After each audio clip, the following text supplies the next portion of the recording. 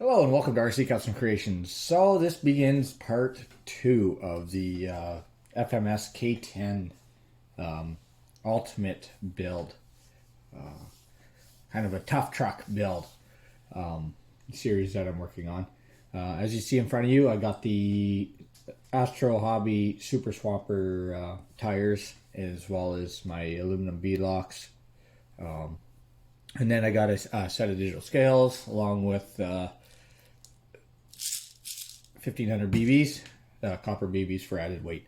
I've heard of this trick. I've heard mixed reviews whether that these BBs will cause an issue, but I haven't really heard anything in regards to the issue transferring over to the 1/18th scale tires. You know, where the tires aren't really spinning fast enough to cause balancing issues. I feel like they'll just kind of roll around inside the tire, and I'm hoping that I'll get away with that. I think what I'm going to do is go with I think 60 of these BBs. I'm going to try 60 inside these tires. I might have to go down to a smaller count. Not sure, not without knowing how much room there is. I have kind of dry run, you know, the BBs into it. I could get 60 and probably the bottom, I would say 30% of the tire. So hopefully that'll work. Anyhow, moving forward, we all know how to do assembled beadlock style wheels. You know, usually you have a front or a rear back plate that bolts on, and then you have the inner collar, and then, you know, if you got a three-piece like I do, then you got the either the outer or the well, I guess the other half of the wheel. Like I said, we all know how to do assemble these beadlocks. If you don't, then there's tons of other videos out there. I have a video on how to assemble beadlock style wheels. Check it out. I'll include a link down below for that. And yeah, I'm going to go ahead and I'm going to measure out I don't know, I guess 60 of these, and I'll bring you back when I get them all measured out, and we'll start assembling one of these tires there, and I'll let you know whether or not 60 is going to be too many.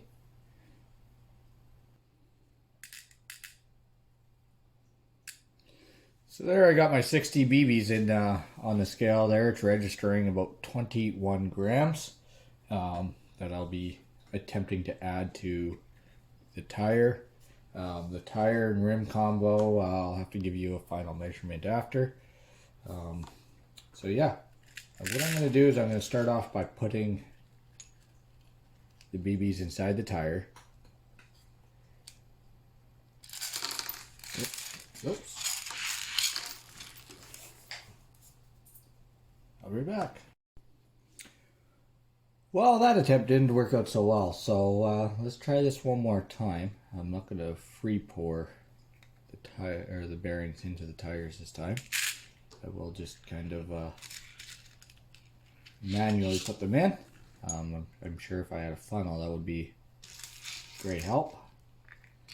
But yeah, what it is, I only managed to misplace one bearing, or one. One BB, which is not the end of the world. Got probably a little over 1400 left to go, so I'm sure I can spare one.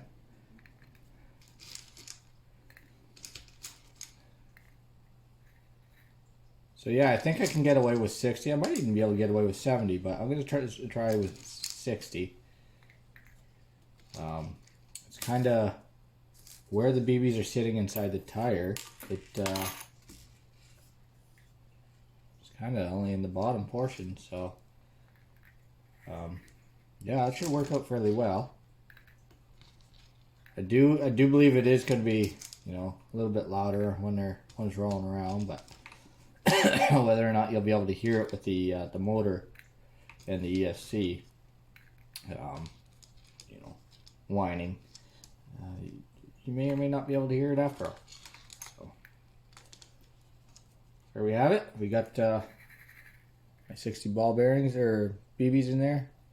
As you can see, sitting in the, kind of hard to focus on it. Too much going on in there. I'm going to take my my collar. I'm going to shove that inside the tire now. I've heard of people, it was an old school trick, I guess, taking these BBs and they'll actually cut inserts or cut little slits into their foams, and then they will insert their BBs in there, and that prevents them from rolling around. But in my opinion, I feel like that'd be next to impossible to balance out. So moving forward, I'm going to take my, in this case it's a back ring, and shove that through the hole.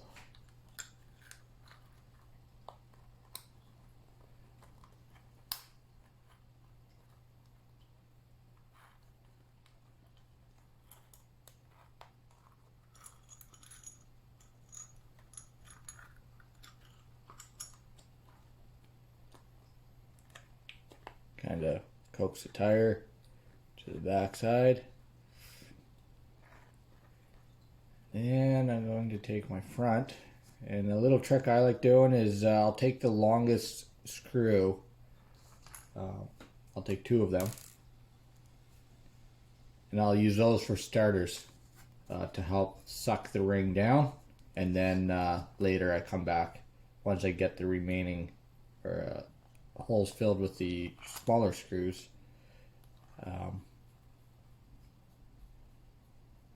Get the smaller screws put in, then I'll come back in and I'll remove the 2 big ones and replace them with the proper screws that are supposed to go in.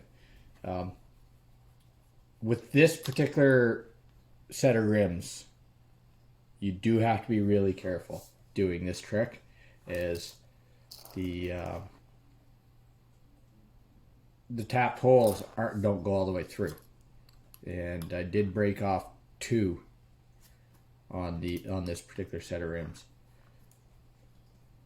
So just a little food for thought. I feel like I'm bottomed out there, and now I will come in and right beside one of the first 2 that I installed, I will start feeding it in. And I will just get all the screws started off.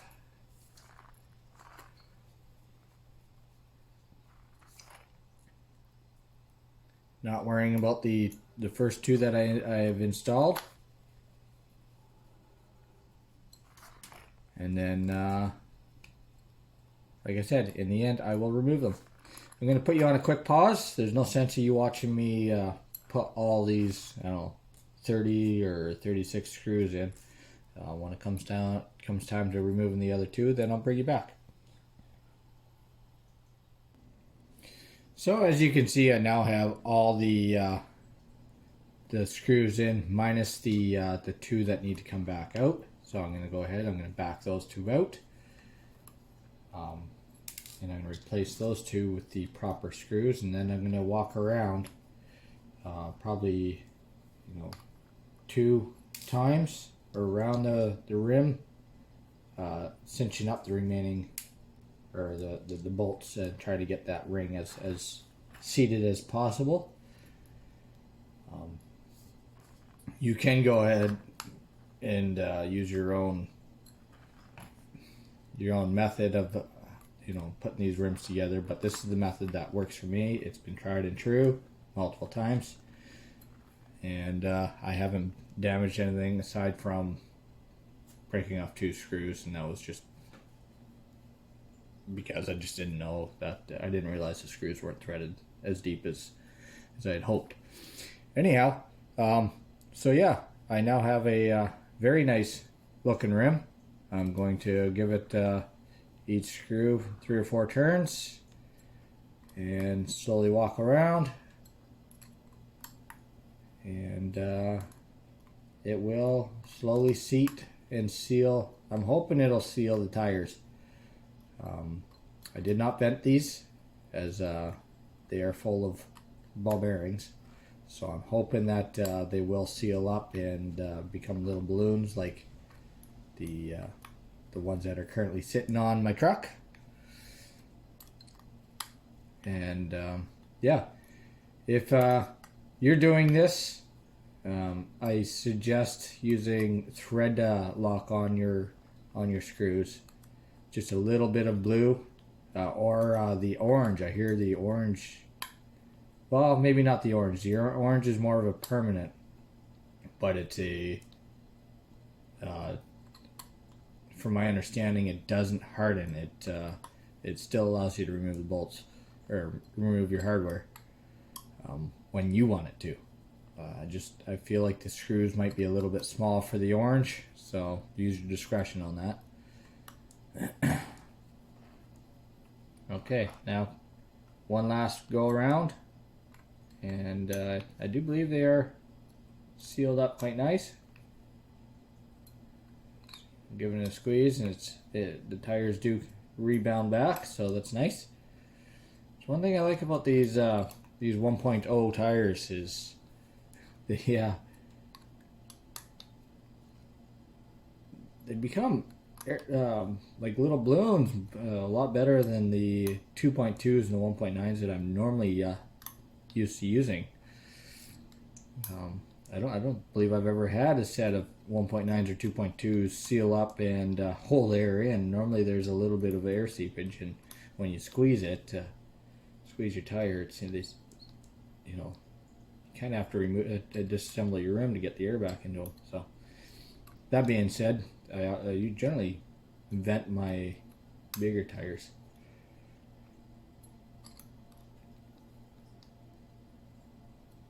Almost done this rim, and be able to put the center hub bolts in. I guess this is a four-piece rim. Earlier I said it was a 3-piece, but it's actually a 4-piece. And there we go. Okay, moving forward. This is where the longer screws generally go.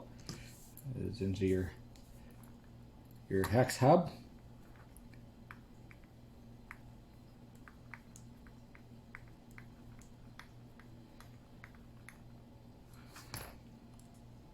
The reason why I didn't use thread lock is I want to make sure I'm happy with the ball bearings and how well they work before I seal the screws in. I don't want to risk breaking the screws trying to go convert back to the foams if I don't like these. One more screw, and then I'll get you a combined weight with the wheel, the tire, and the 21 grams of. So now that we got the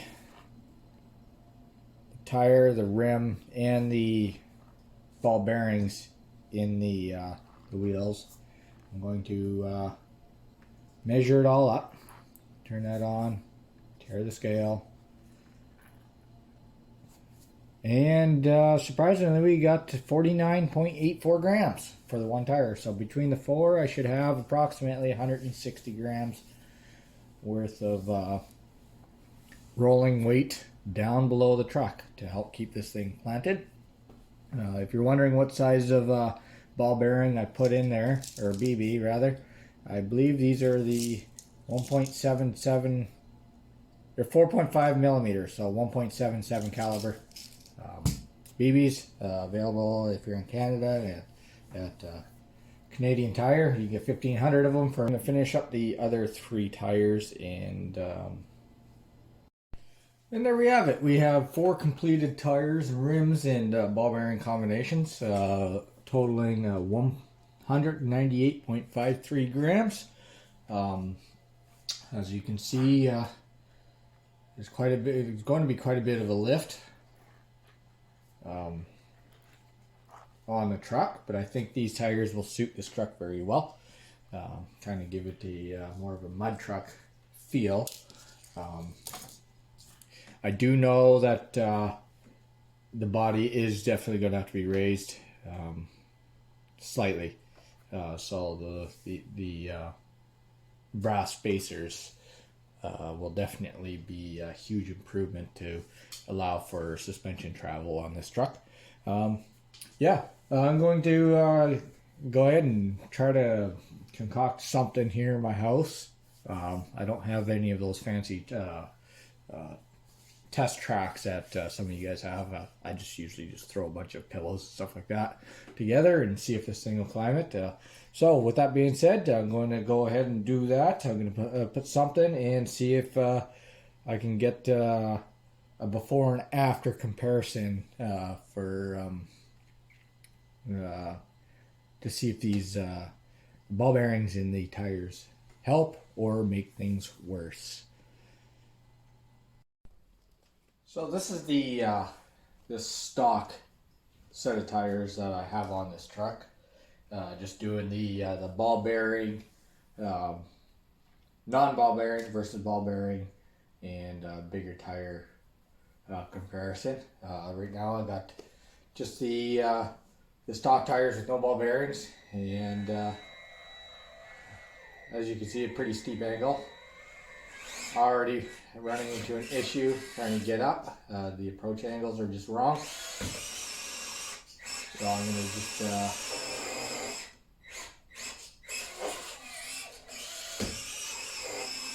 try to get up there.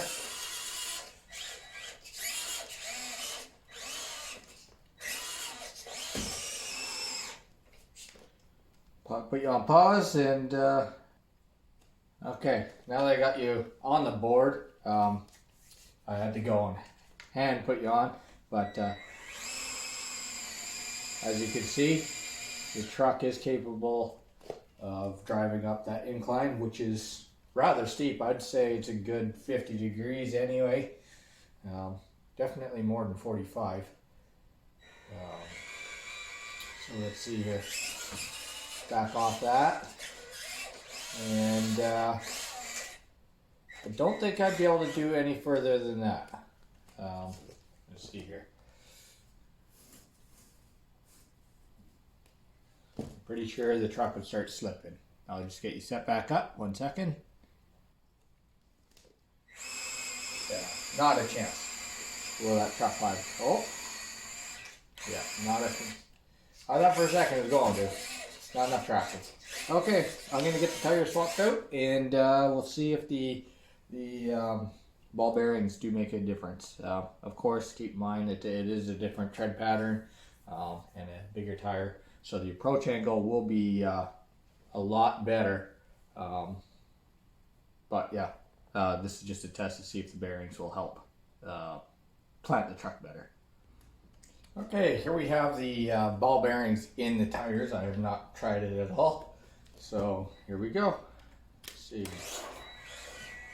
Obviously the approach angle seems a lot better.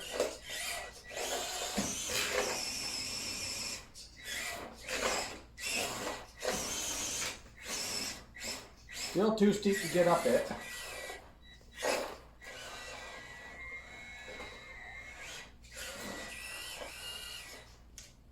So I will help. There we go. I almost think that the bearings inside of the BBs inside the tires made it worse. If I remember correctly, the other tires had no problems going up this incline. Could be the tires too though. Getting a unfair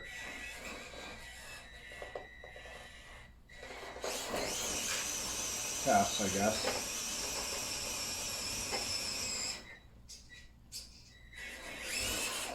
So anyhow, as you can see over here, you can't really hear the bearings rolling around, as well as not throwing the tires off balance, which I thought it might, but I don't think these actually do enough RPMs to really make that a concern. yeah, anyhow, let me know what you guys think. Have you done the BB trick in your tires? Do you like it? Do you not? Let me know what you think. Anyhow, if you like what you see, feel free to subscribe to my channel. If you want to see more content, maybe see this actually perform out on the trail, see if it's worth putting bearings in them. If you haven't done this, then subscribe to my channel. Anyhow, thanks for your time. Bye for now.